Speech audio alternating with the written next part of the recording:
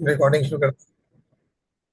चलें जी, बिस्मिल्लाहिर्रहमानिर्रहीम। बहुत बहुत शुक्रिया आप लोगों ने ज्वाइन किया। ये हमारा सेकंड सेशन है interest free financial and economic system के हवाले से। जो पहला सेशन था उसकी रिकॉर्डिंग जो मेरा यूट्यूब चैनल है इसके ऊपर अवेलेबल है, जिसके अंदर हमने इंटरेस्ट के ऊपर हमने काफ़ी सैर हासिल गुफ्तगू की थी। तो जो हजरात अभी पहला सेशन नहीं देख पाए हैं तो वो फर्स्ट सेशन की रिकॉर्डिंग वहाँ पे यूट्यूब के चैनल से देख सकते हैं। मैं उसका लिंक भी शेयर कर दूंगा। तो हम अब शुरू करते हैं आज का सेशन, और मैं अपनी स्क्रीन शेयर करता हूँ आप लोगों के साथ।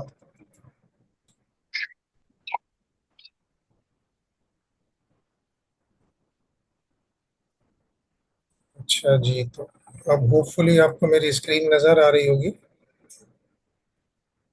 भाई। जी जी बिल्कुल नजर आ रही है। नज़र आ रही है, ठीक है। अच्छा, इसमें हम बात करेंगे पर्सनल या कंज्यूमर फाइनेंस के ऊपर।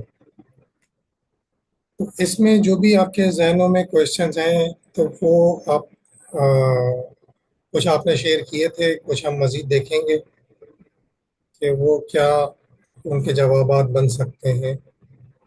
तो सबसे पहले तो हम ये देखते हैं, हमारे जहनों में जो सबसे पहला सवाल आता है कि हम बोरो क्यों करते हैं। तो बोरो करने के जो रीजंस होते हैं, पर्सनल यूज़ के लिए जो हम बोरो करते हैं, तो उसकी वजूहात क्या होती हैं।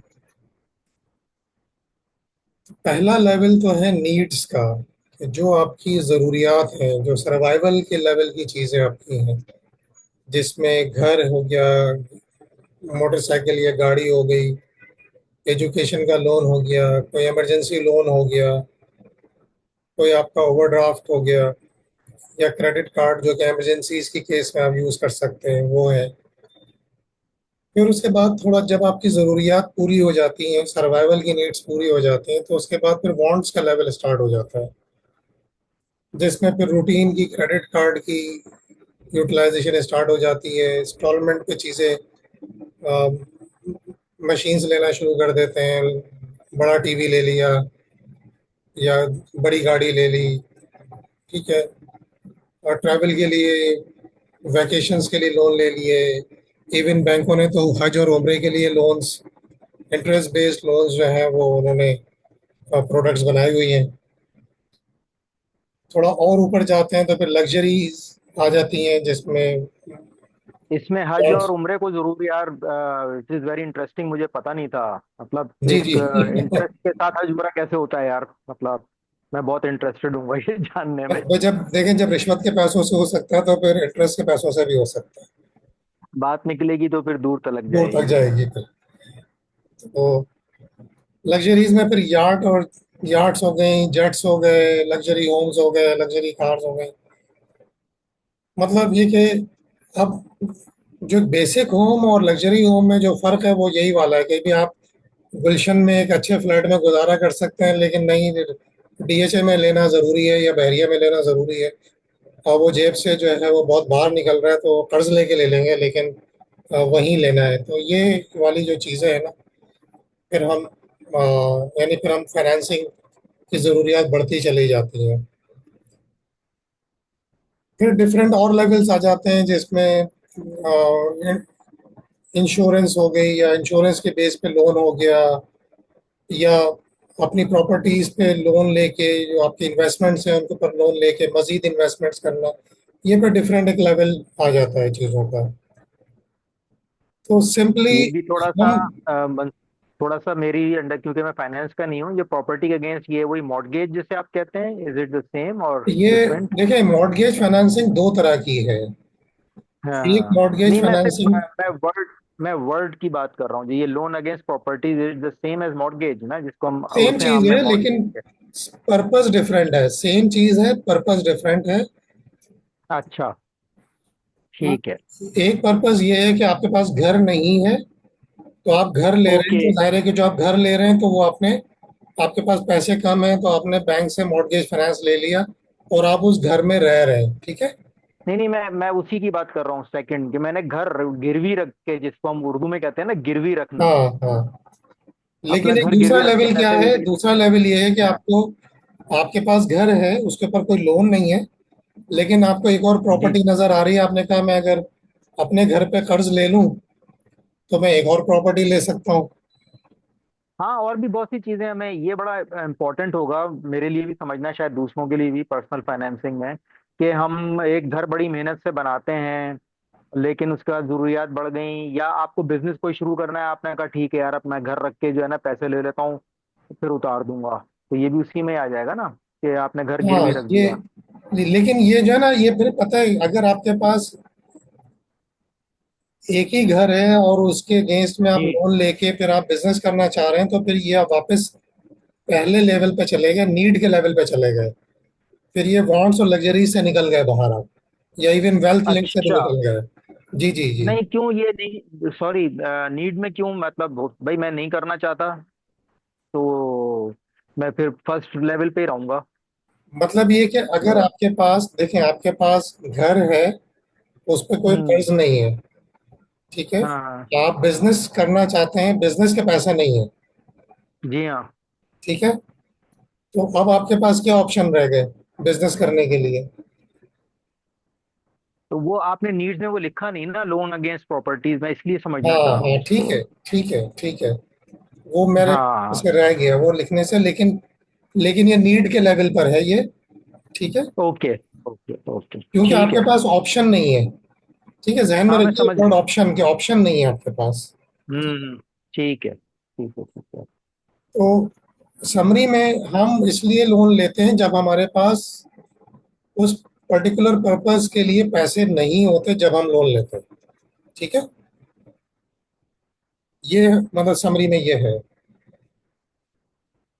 اچھا، اب ہم آ جاتے ہیں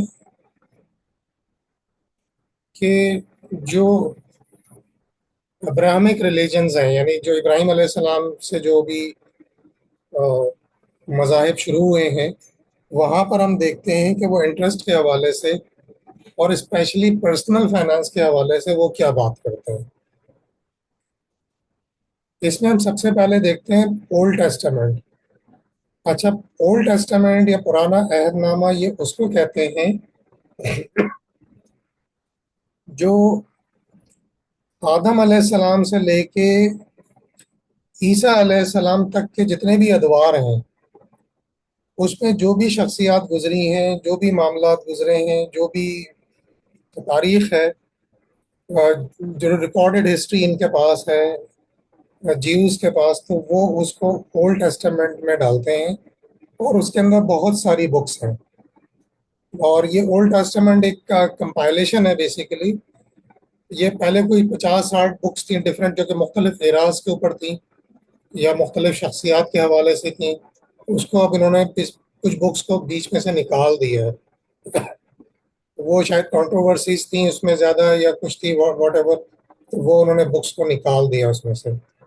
تو میں ابھی جو بھی بات کر رہا ہوں اس کے اندر یہ کنگ جیم ورژن ہے، یہ ایک اسپیسیفک ورژن ہے جو کہ فالو کرتے ہیں اسپیشلی رومن کیتھولکس۔ حالانکہ رومن کیتھولکس عیسائی ہیں، لیکن وہ پرانے عہد نامے کو بھی اسی طرح پڑھتے ہیں جیسے کہ وہ ان کے عقائد کا حصہ ہو۔ تو ہم پہلے پرانے عہد نامے میں دیکھتے ہیں کہ وہاں پر کیا بات ہے۔ تو اب وہاں یہ دیکھیے کہ وہاں پہ ایک چیپٹر ہے ایکسوڈس کے نام سے، جب یہ وہاں سے نکل رہے تھے مصر سے، موسیٰ علیہ السلام لوگوں کو لے کے نکلے تھے، تو اس وقت جو انسٹرکشنز دی گئی تھیں وہ کیا ہیں کہ اگر تو میرے لوگوں میں سے کسی غریب کو جو تیرے ساتھ ہے قرض دے، تو اس سے سود خوار کی طرح سلوک نہ کرنا اور اس سے سود نہ لینا، ٹھیک ہے۔ یہ کون لوگ ہیں ساتھ؟ یہ بنی اسرائیل کے ہی لوگوں کو، بنی اسرائیل کے لوگوں کے لیے کہا جا رہا ہے۔ اس کے بعد ایک سیکنڈ، ایک اور چیپٹر ہے 25، یہ دیکھیں، یہ لیویٹیکس کے نام سے۔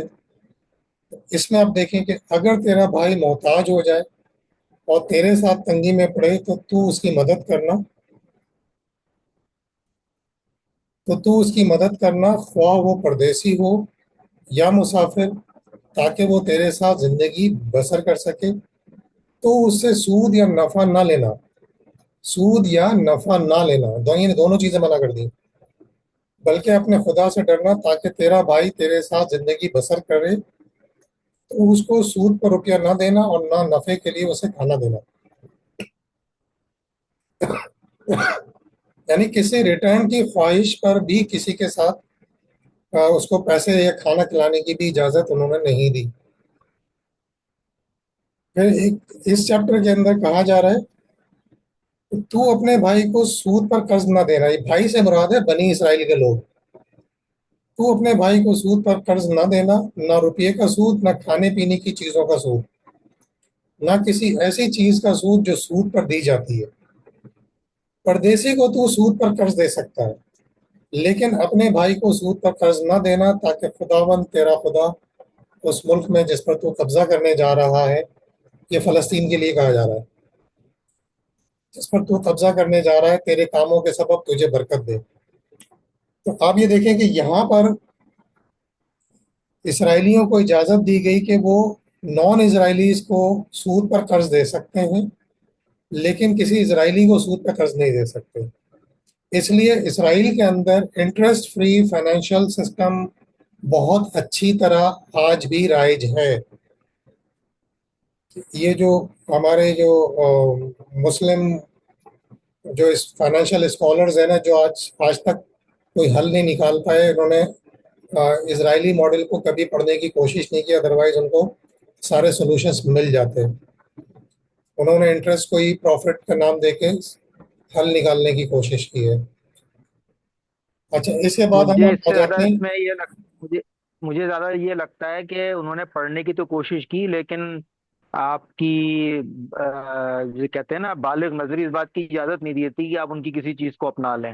ٹھیک وہ ہے، جو ایک، ہاں سمجھ رہے ہیں نا آپ میری بات کو، بالکل بالکل، کہ وہ یہودی، تو جی، جبکہ نبی صلی اللہ علیہ وسلم کی حدیث ہے کہ مومن کو جہاں سے حکمت کی بات مل رہے وہ لے لیتا ہے۔ وہ لے لیتا ہے، بالکل۔ تو ہاں اب ہم آ جاتے ہیں نیو ٹیسٹمنٹ، نیا عہد نامہ۔ اب نیا عہد نامہ وہ ہے جو کہ عیسیٰ علیہ السلام سے لے کے پھر ان کے جو بعد کے لوگوں نے پھر جو سینٹ پال وغیرہ، جہاں سے کہ یوں سمجھ لیں کہ جو یہ رومن کیتھولک جو یہ فرقہ شروع ہوا اور اس کی جو ڈیولپمنٹ ہوئی، یہ وہاں تک جو ہے اس میں یہ شامل ہے نیا عہد نامہ۔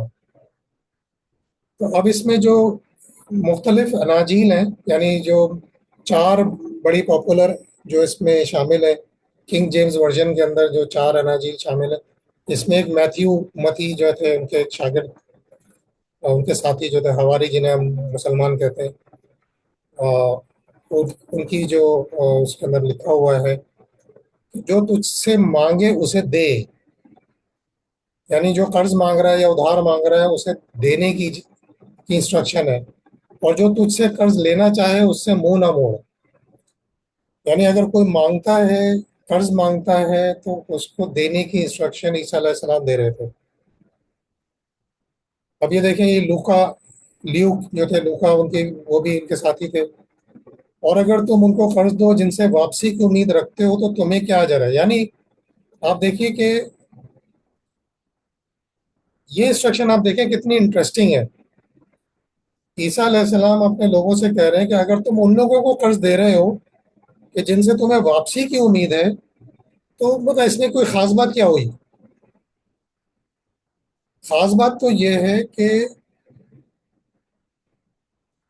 تم اپنے دشمنوں سے محبت رکھو اور بھلا کرو اور قرض دو، اور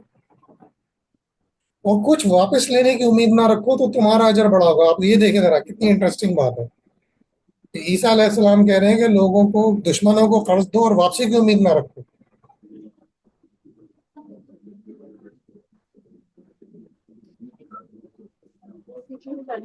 یہ آپ نے نوٹ کیا کہ کتنی انٹرسٹنگ جو انسٹرکشنز ہیں عیسیٰ علیہ السلام کی۔ جی بالکل۔ اچھا، اب ہم قرآن کریم کی طرف آ جاتے ہیں۔ اب دیکھیں قرآن اس میں ہمیں کیا کہہ رہے ہیں۔ جو لوگ سود کھاتے ہیں وہ قیامت کے دن، سورہ بقرہ आयत नंबर 275। जो लोग सूद खाते हैं वो क़यामत के दिन उस शख्स की तरह उठेंगे जिसे शैतान ने छूकर दीवाना बना दिया हो। ये इसलिए कि वो कहते हैं कि तिजारत भी तो सूद ही की तरह है, हालांकि अल्लाह ने तिजारत को हलाल और सूद को हराम करार दिया है। बस जिसके पास अल्लाह के रब की तरफ से नसीहत आई और वो बाज आ गया, तो जो कुछ वो पहले ले चुका वो उसका है, यानी इस आयत के आने से पहले जो इंटरेस्ट उसने ले लिया वो ले लिया, और उसका मामला अल्लाह के सुपुर्द है। और जो दोबारा ऐसा करे तो वो दोजखी है, वो दोजखी है।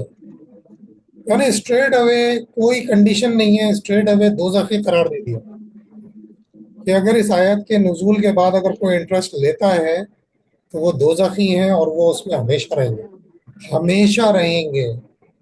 एक ये लफ्ज जो है ना, हमेशा रहेंगे, और खालिदीना फीहा, कुरान के अंदर जब भी जहन्नुम के लिए दोजख के लिए आया है तो खालिदीना फीहा आया है कि वो उसमें हमेशा रहेंगे। और जबकि एक जनरल मिसकंसेप्शन ये फैलाया जाता है कि जी कि वो कुछ अरसे की सज़ा मिलेगी और वो फिर वापस जन्नत में पहुंचा दिए जाएंगे, और सूरह बकरा में इस पर भी एक आयत मौजूद है। ये कोई मसूद साहब है, मैंने इनको मैसेज भी किया, म्यूट कर दें, ये इनकी बहुत पीछे से आवाजें आ रही हैं। ये तो आप कर दें इनको म्यूट। मैं देखता हूँ एक मिनट।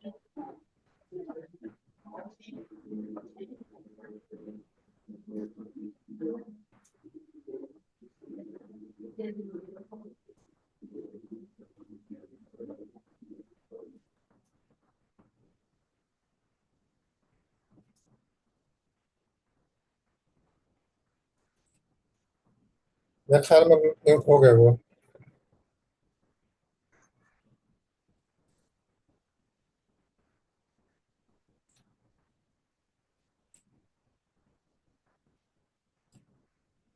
अच्छा, अब इसके बाद जो अगली आयत है वो 276 है कि अल्लाह सूद को मिटाता है और सदक़ात को बढ़ाता है।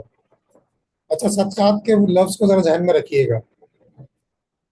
और अल्लाह किसी नाशुक्रे गुनाहगार को पसंद नहीं करता।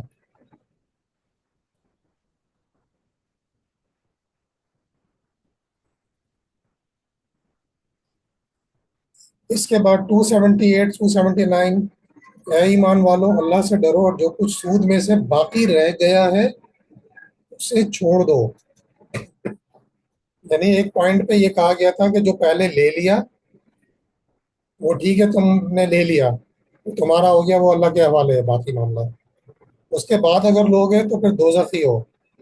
और यहाँ पे क्लियर इंस्ट्रक्शन है कि अगर सूद कोई रह गया है लोगों से लेना तो उसे छोड़ दो, अगर तुम वाकई मोमिन हो। अगर तुम ऐसा ना करो तो अल्लाह और उसके रसूल की तरफ से जंग का ऐलान सुन लो, और अगर तुम तौबा कर लो तो तुम्हारा असल माल तुम्हारा है, ना तुम जुल्म करो और ना तुम पर जुल्म किया जाए। यानी तुम्हारे लिए असल माल तुम्हारा वापस किया जाए, दबा के नहीं बैठ जाए लोग। तो ये कुरान सूरह बकरा की जो आयत है वो ये है। फिर आले इमरान के अंदर कहा गया कि ऐ ईमान वालों सूद को दुगना चौगना करके ना खाओ और अल्लाह से डरो ताकि तुम फलाह पाओ। यानी मुस्तकिल इंस्ट्रक्शंस दी जा रही हैं कि ये सूद का काम ना करो, सूद ना लो। अब हम देखते हैं कि जो हमारे पहले खुलफाए राशिदीन है चार, उनके अदवार में क्या हो रहा था।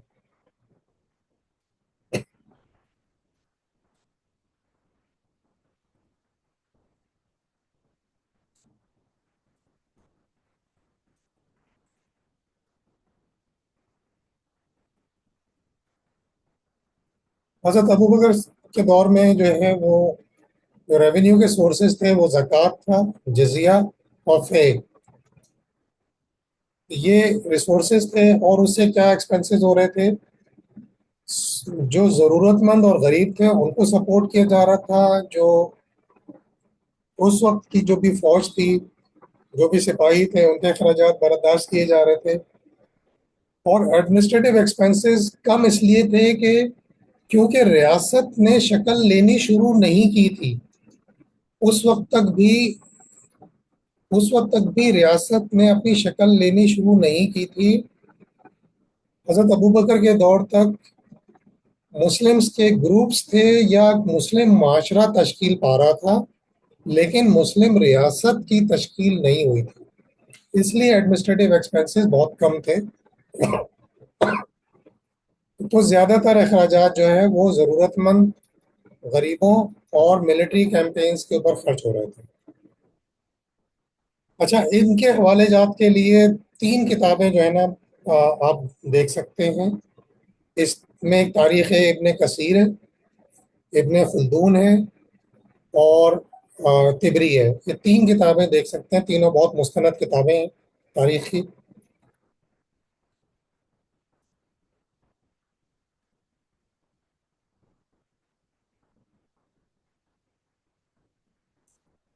एक मिनट, ये कहाँ चला गया?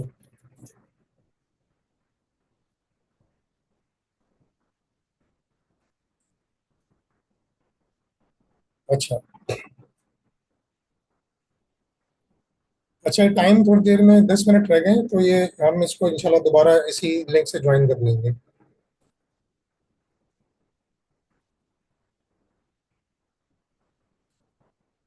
हज़रत उमर के दौर में क्या हो रहा था? हज़रत उमर के दौर में उन्होंने बैतुल माल स्टैब्लिश किया।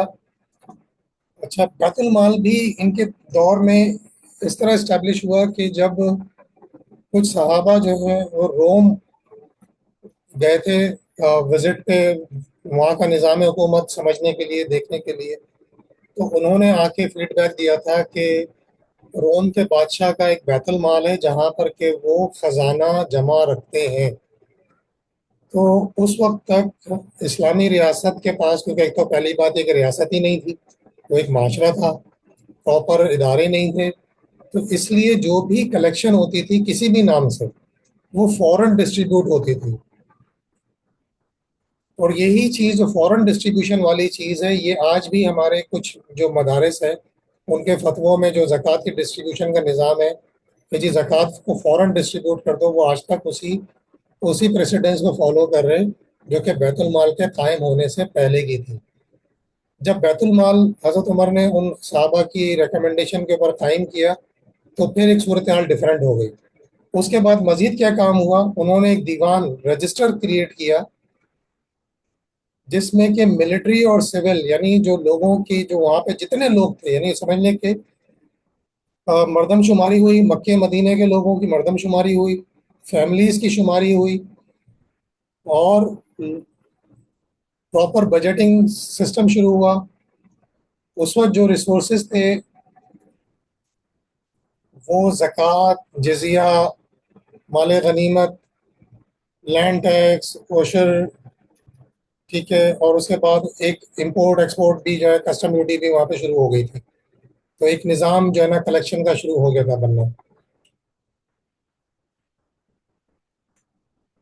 अब ये बहुत इंटरेस्टिंग चीज़ है समझने के लिए कि तमाम मुस्लिम फैमिलीज़ के लिए उनकी ज़रूरत, और जो उन्होंने इस्लाम के लिए खिदमत सर अंजाम दी थी, उसके हवाले से दर्जा बदर्जा स्टाइपेंड, मंथली स्टाइपेंड जो है वो बांध दिया गया था हर फैमिली के लिए, हर घर के लिए। यानी कोई घर ऐसा नहीं था जिसको कि रेगुलर मंथली कंट्रीब्यूशन ना मिल रहा हो, उसमें किसी गरीब, यतीम या बेवा होने की शर्त नहीं थी। वहां पर वहां पर अमीर लोग भी थे, मुतमवल जो भी लोग थे वो थे, कारोबारी हजरात भी थे, सबके लिए मंथली स्टाइपेंड मौजूद था। और जिसके लिए कहाँ से पैसे आ रहे थे, इन सब जगहों से आ रहे थे। और बहुत बारीकी से मुताला करने के बाद भी ये मालूम होता है कि कोई सेपरेट रिकॉर्डिंग नहीं थी ज़कात की, ना जिज़िये की, ना माल गनीमत की, ना किसी और चीज़ की। सब एक जगह जमा होता था और ये फिर डिस्ट्रीब्यूट होता था, जिसके अंदर रसूल का ख़ानदान भी शामिल था, सहाबे कराम के ख़ानदान भी शामिल थे, और एक आम गरीब मुसलमान का घराना भी शामिल था जिसको कि बाकायदा वहाँ से स्टाइपेंड मिलता था। ये हज़रत عمر کے دور میں یہ نظام شروع ہوا. حضرت عثمان کے دور میں یہ سب اسی طرح جاری رہا.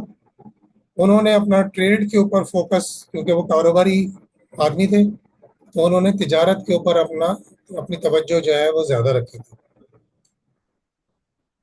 اس کے بعد حضرت علی کا دور آیا تو حضرت علی نے ایک ڈفرینٹ کام کیا. انہوں نے جو منتھلی کنٹریبیوشن کا جو ڈفرینس تھا کہ کسی کو زیادہ مل رہا تھا کسی کو کم مل رہا تھا، اس میں رسول کی فیملی اور جو پرومیننٹ صاحب آتے ہیں ان کی فیملیز کو زیادہ مل رہا تھا. حضرت علی نے وہ ختم کر کے ایکول ڈسٹریبیوشن جو ہے وہ اسٹارٹ کی. یعنی غریب امیر سب کو جو ہے وہ، یا کوئی اگر اپنے آپ کو بڑا یعنی معتبر سمجھتا تھا تو اس کو جو زیادہ ملتا تھا تو وہ بھی ختم کر کے سب کو برابر جو ہے وہ جو اسٹائپنڈ ان کا سب حضرت علی نے باندھ دیا. اس کے اوپر کافی مخالفت بھی ہوئی تھی ان کی، لیکن انہوں نے یہ کام بھی کیا. اچھا، یہ ریموو گورنرز،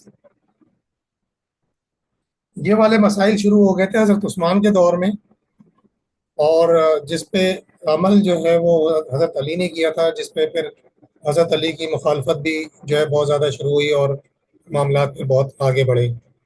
ہم اس پر کسی اور وقت انشاءاللہ پھر بات کریں گے. اب یہ سب چیزیں دیکھنے کے بعد کہ جو خلفائے راشدین نے جو کام کیے، جو ہمیں ریلیجس ہمارے اسکرپچرز ہیں، جو کہ مذہبی کتابیں ہیں جو ہمیں کہہ رہی ہیں، تو اس سے ہم کیا اخذ کر سکتے ہیں کہ جو ریاست کی ذمہ داریاں کیا ہیں. اچھا، اب اس میں قرآن میں دیکھتے ہیں مزید ریاست کی ذمہ داریوں پہ آنے سے پہلے تھوڑا سا کہ سورہ بقرہ کی جو آیت نمبر 177 ہے وہ کیا کہتی ہے کہ نیکی صرف یہ نہیں ہے کہ آدمی اپنا منہ مشرق یا مغرب کی طرف پھیر لے، بلکہ نیکی دراصل یہ ہے کہ آدمی اللہ کو، آخرت کے دن کو، فرشتوں کو، کتاب کو، نبیوں کو دل سے مانے، اور اللہ کی محبت میں اپنا مال رشتہ داروں، یتیموں، مسکینوں، مسافروں، مانگنے والوں پر اور غلاموں کی رہائی پر خرچ کرے، نماز قائم کرے، زکوٰۃ دے. یعنی زکوٰۃ ایک الگ ہے، اور یہ والی جو یہ والا کنٹریبیوشن ہے وہ الگ ہے. جو یہ کہا جا رہا ہے آپ بھی دیکھیں، یہ زکوٰۃ کی ڈائریکٹ ایلوکیشن یہ نہیں ہے، زکوٰۃ اس کے علاوہ ہے. کس کو دینا ہے؟ یعنی رشتہ داروں، یتیموں، مسکینوں، مسافروں، مانگنے والوں، غلاموں کی رہائی، اور اس پہ جو دینا ہے یہ زکوٰۃ کے علاوہ ہے. وہ صدقات کو تم نے کہا تھا نا ذہن میں رکھیں، وہ یہاں آ رہا ہے. Exactly very exactly important. میں آ رہا ہوں بالکل اس پہ، اسی کی طرف آ رہا ہوں. یہ ٹھیک ہے. اب ہم آ جاتے ہیں یہ والا کہ سورہ توبہ کی آیت نمبر 60 جو ہے کہ صدقے تو دراصل فقیروں کے لیے ہیں اور مسکینوں کے لیے ہیں، اور ان لوگوں کے لیے جو ان کے انتظام پر معمور ہوں، اور ان کے لیے جن کی تالیف قلب مطلوب ہو نیز گردنوں کے چھڑانے میں، اور قرض داروں کی مدد میں. قرض داروں، اب آپ پرسنل فائنانس سے ریلیٹ کر لیں، قرض داروں کی مدد میں، اللہ کی راہ میں، اور مسافر کی مدد میں. یہ اللہ کی طرف سے فرض کیا ہوا ہے، فرض کیا ہوا ہے، اور اللہ سب جاننے والا اور دانا ہے. ٹھیک ہے. اچھا، اب اس میں نے بہت باریکی سے سرچ کیا تو زکوٰۃ کی ڈائریکٹ ایلوکیشن کہیں پر بھی قرآن میں نہیں ہے کہ زکوٰۃ کے مصارف ڈائریکٹلی اللہ نے یہ بتائے ہوں. اس میں جو قرآن کی آیات ہیں کہ اپنی دولت میں سے یہاں خرچ کرو، یا صدقات کو ایسے ایسے خرچ کرو. لیکن یہ اس حوالے سے جو ابن کثیر، قرطبی، طبری اور مولانا مودودی نے بھی جو صدقے کا جو ترجمہ کیا ہے یا اس کا مفہوم لیا ہے، وہ کنٹریبیوشن کا لیا ہے یا زکوٰۃ میں ہی لیا ہے اس کو انہوں نے. انفیکٹ بلکہ مودودی صاحب کا جو ترجمہ ہے اس میں وہ وہاں پہ زکوٰۃ ہی ہے. اس کا جو ترجمے والا قرآن ہے ان کا، اس میں زکوٰۃ کا ہی ہے اس کے اندر. اور مزید جب اس کو ہم ڈیٹیل میں پڑھتے ہیں صدقات کے حوالے سے، تو وہ مینڈیٹری اور والنٹری صدقات میں پھر اس کی ایلوکیشن ہوئی بھی ہے. تو ابھی ہم یہاں پہ इधर यहीं पर रुकते हैं, फिर ज़्यादा हम तफसील पे अभी नहीं करते। तो हम वापस आते हैं कि जो रियासत की जिम्मेदारियां हैं, हम उस पर देखते हैं कि यहाँ से हमें नज़र आता है कि रियासत की जिम्मेदारी है शेल्टर प्रोवाइड करना या हाउसिंग प्रोवाइड करना, एम्प्लॉयमेंट प्रोवाइड करना। क्योंकि देखें, उस वक्त जब हजरत उमर ने जो स्टाइपेंड बांधा था, तो उस वक्त आ, जो ज़मीन का निज़ाम था या वो इस तरह प्रॉपर नहीं था। तो वो अब क्योंकि हो गया है, तो इसलिए अब ये हुकूमत की जिम्मेदारी में आ जाता है। अच्छा, हम मेरे ख्याल में स्टॉप करते हैं और दोबारा स्टार्ट करते हैं, क्योंकि अचानक ये बंद हो जाएगी मीटिंग। तो हम दोबारा इस लिंक से दोबारा ज्वाइन कर लें इसको, मीटिंग को स्टॉप दस करते हैं। 10 मिनट लगते हैं ना दोबारा, नहीं नहीं, मेरे फ़ौरन हो ख्याल में। जाती है, हो जाती है फ़ौरन। हो जाती है, ओके ओके। ट्राई करते हैं इंशाल्लाह।